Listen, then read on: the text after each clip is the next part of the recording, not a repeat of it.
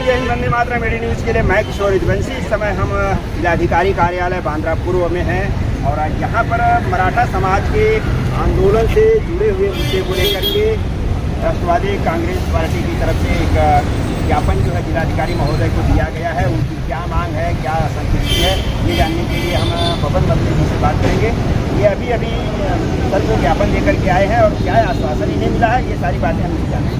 क्या हुआ है, अभी आप जो लेटर लेकर के आए हैं जिलाधिकारी महोदय को, क्या आश्वासन मिला है? आज सभी को मालूम है कि मुंबई में मनोज जरंगे पाटिल के माध्यम से मराठा समाज को ओबीसी में आरक्षण मिलना चाहिए करके उन्होंने आज़ाद मैदान पर जो आंदोलन किया, इसे हम झुंडशाही का आंदोलन कहते हैं। आज पूरी मुंबई को इस इकट्ठा सबको जमा करके मुंबई को तकलीफ देने का तो काम उन्होंने किया ही है, लेकिन हम उसमें नहीं जाएंगे। आज मराठा समाज को हाई कोर्ट, सुप्रीम कोर्ट, चार मागास वर्ग आयोग, केंद्रीय मागास वर्ग आयोग, इन्होंने मराठा समाज ओबीसी का जो उनका आरक्षण है, ओबीसी में जो आरक्षण दिया जाता है वो सामाजिक दृष्टया जो मागास है उनको ये आरक्षण देता है। सामाजिक दृष्टया ये किसी तरह से मागास नहीं है करके एक कोर्ट का आदेश है, मागास वर्ग आयोग का निकाल है।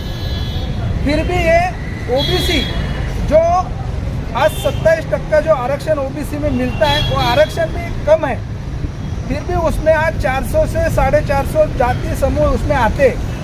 आज देखने जाएंगे तो मराठा समाज का भी नुकसान है, मराठा समाज को भी उसमें कुछ नहीं मिलने वाला है। लेकिन सरकार के ऊपर दबाव लाके जिस तरह से मनोज जरंगे पाटिल ने जो सरकार के ऊपर दबाव तो निश्चित लाया है, क्योंकि सरकार ने उनको रेड कारपेट डाल के रखा और उनकी जो मांगे है जो संवैधानिक नहीं है, फिर भी उन्होंने कल घाई में जो जिसको बोलते हैं जल्दबाजी में उन्होंने जीआर निकाला और वो जीआर की वजह से आज जो ओबीसी समाज है पूरे राज्य में वो आज भयभीत है। उनको लगता है कि हमारा आरक्षण आज रहने वाला नहीं है। आज वही स्थिति में ये आरक्षण की स्थिति आई है। आज देखने जाएंगे तो इन्होंने जो जीआर में उन्होंने जो खाली शब्द छल किया है, जो 2024 में जो जिस तरह से मनोज जरंगे पाटिल बोल रहे थे कि सगळे सोयरे यानी सबको कुंडी दाखला देके ओबीसी में आरक्षण मिलना चाहिए, इसके लिए उन्होंने आंदोलन किया था। अभी वही ये उन्होंने किया है, जहां एक जो जीआर में लास्ट का जो पैराग्राफ है उसमें स्पष्ट रूप से जो कहा गया है वो मराठी में है, लेकिन मैं आपको इसका हिंदी में करता हूँ कि जिस तरह से कि 13/10/67 से जो कोई गांव में रहता है और वो गांव में उसकी जमीन है, यानी कि पूर्व वाले वो खाली एफिडेविट करके दाखला भी दे देंगे ना, ये हमारा नाते संबंधी है, तो उनको भी कुंडी का दाखला मिल जाएगा। इस तरह से जो घाई में जो जिन्होंने जीआर निकाला है सरकार का, ये सरकार का जीआर ओबीसी का आरक्षण खत्म करने के लिए है। ओबीसी को इसमें कुछ मिलने वाला नहीं है, मराठा समाज को भी मिलने वाला नहीं। ये कोर्ट में तो नहीं टिकेगा, हमारे ओबीसी के संगठन ये कोर्ट में जाने वाली है जीआर का, तो वहाँ पे ये सब नहीं होने वाला। फिर भी आज जिस तरह से उन्होंने आदेश निकाला है कि इनको कुंभी जाति का प्रमाण पत्र देना, हैदराबाद गैजेट के नोन के हिसाब से, हैदराबाद गैजेट के नोन में क्या है, वहाँ की जो लोक संख्या ये वो सब लिखी हुई है या उनके सरनेम वगैरह, उसी के आधार पर खाली देखने जाएगा तो खाली वो हैदराबाद गैजेट बोल रहे। उससे बड़ा अन्याय करने का काम जो है नीचे का जो संदर्भ दिया शासन निर्णय में, जिस तरह से कि कुंभी का प्रतिज्ञा पत्र लेके, खाली प्रतिज्ञा पत्र लेके जाति का अगर सर्टिफिकेट मिलता है तो क्या सिर्फ मराठा और कुंभी को, तो सभी इसी तरह का जाति का एफिडेविट करके प्रमाण पत्र लेंगे। और कुंभी जो नोंदी उनकी मिली है उनमें क्या मराठा समाज नहीं है, उसमें ब्राह्मण समाज के सामने भी कुंभी लिखा है। कुंभी यानी जो किसान खेती करता है उनको कुंभी कहा जाता है। इसका मतलब कुंभी और मराठा एक नहीं है। ये हाई कोर्ट ने, सुप्रीम कोर्ट ने स्पेशली कहा है कि मराठा और कुंभी ये दोनों अलग है।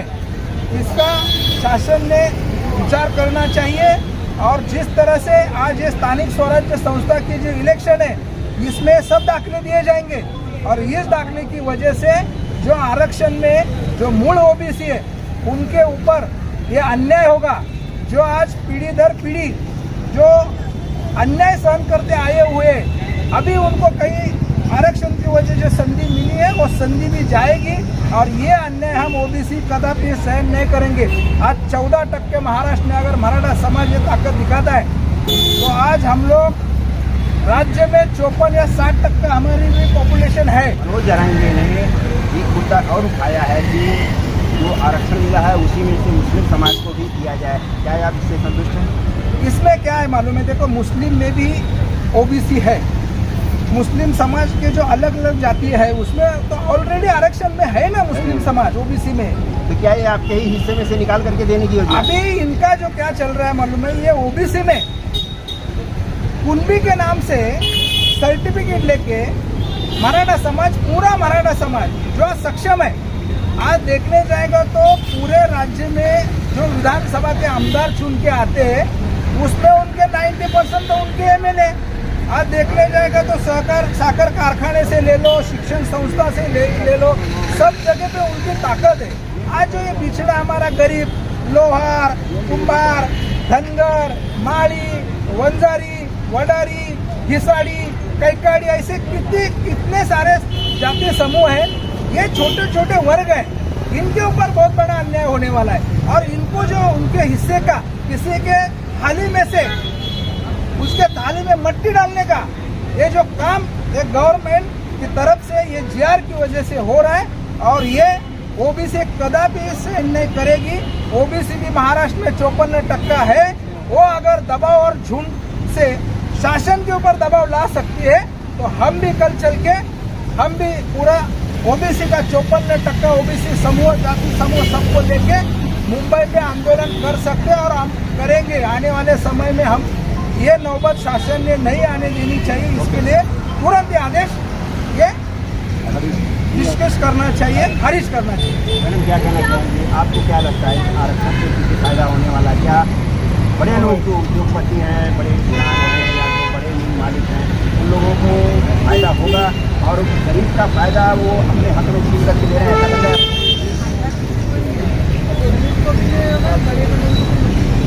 छोटे लोगों का हक छीना जा रहा है सर।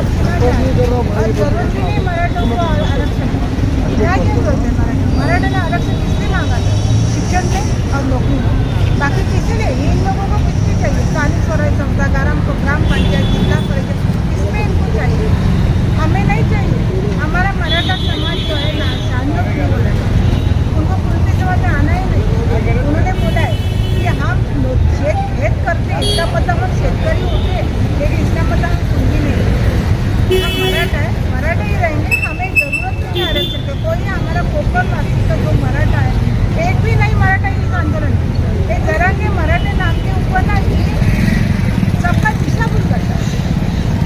जरांगे को बहुत पड़ी नहीं है। आपको क्या लगता है कि कुछ लोग जरांगे को इस्तेमाल कर रहे हैं चुनावी राजनीति? नहीं, जरांगे इस्तेमाल कर रहे हैं, जरांगे को जरूर कर रहे हैं, पॉलिटिक्स वाले कर रहे होंगे, हम मैं नहीं बोल सकते, लेकिन जरांगे कर रहा है सबका इस्तेमाल और डबल डालते, जब दिखा रहा है मेरे ताकत, उसके बाद कोई ताकत नहीं है, वो बहुत झूठ बोलता है। मुझे तो बहुत गुस्सा आता है जरांगे, उसके साथ लोग क्यों जुड़े हैं नहीं ये समझ रहे।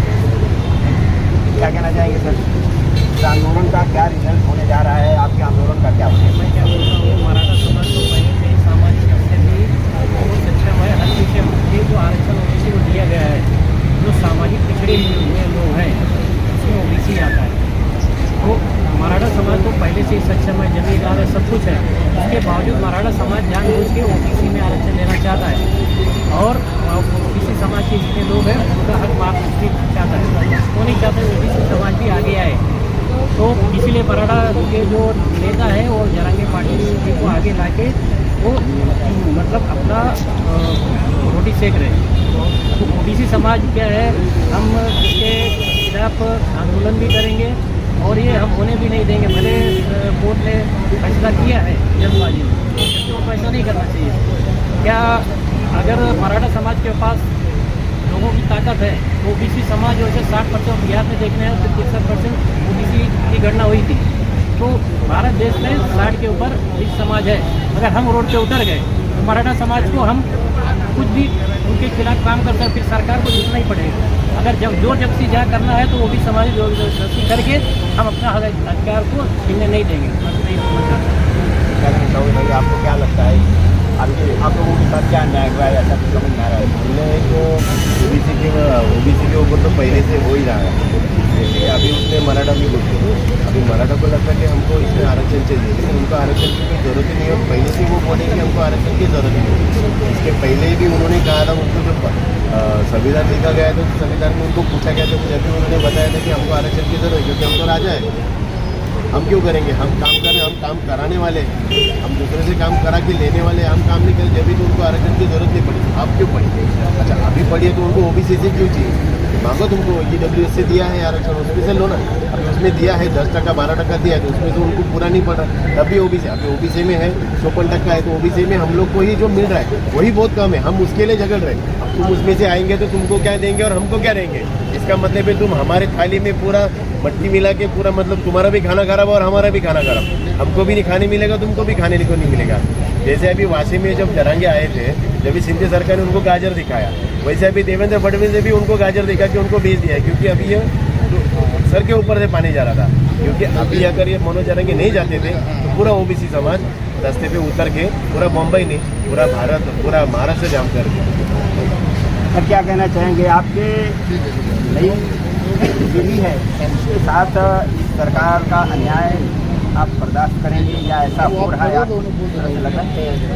इसमें ऐसा है, इसमें इसकी जितनी भागीदारी उसमें उसकी हिस्सेदारी संकल्प होनी चाहिए। वैसे ही ये तो खाली एक ऐसा गाड़ी काट रखने वाली बात है, न खाएंगे न खाने देंगे, फिर थोड़ी करेंगे। इसलिए वो मतलब जो इसमें आए हैं, बाकी जो मतलब उनको कोई इसका जरूरत नहीं है, मिलने वाला तो नहीं है, उनको भी मिलने वाला भी नहीं, उनको पता है इस बात का, उनको भी इस बात का पता है नहीं मिलने वाला है। अब जहाँ हम लोग 55 से 60% नहीं है, उसी हिसाब से इंतजारी भी होनी चाहिए, उसमें घुसना चाह रहे हैं और ये होगा नहीं। तो देखिए ये एक तरह से राजा जो है प्रजा के हितों को हड़पने की कोशिश कर रहा है, ऐसा इस समाज का कहना है कि हमारा जो अधिकार है, दलित वंचित जो पिछड़े लोग थे उनके लिए जो सरकार ने व्यवस्था की थी, उस व्यवस्था में से भी ये छीन झपट करके अपनी तरफ लेना चाहते हैं। और इसका सिर्फ और सिर्फ फ़ायदा ये होगा कि सरकारी नौकरी है, सरकारी जो भी पद हैं उनमें इनको आरक्षण मिलेगा और उससे इनको लाभ मिलेगा। इस तरह से हमने जो है यहाँ पर कुछ जितने भी यहाँ के प्रतिनिधिमंडल आए थे हमने उनसे बात किया और उन्होंने अपने दिल की बात अपने समाज के सामने रखने की कोशिश की है। मेरी खबर अगर आपको अच्छी लगे इसे लाइक शेयर और सब्सक्राइब जरूर करिएगा। अगली किसी एक खबर और ऐसे ही ज्वलंत मुद्दे के साथ हम आपके सामने फिर हाजिर होंगे। तब तक के लिए नमस्कार, जय हिंद, धन्यवाद।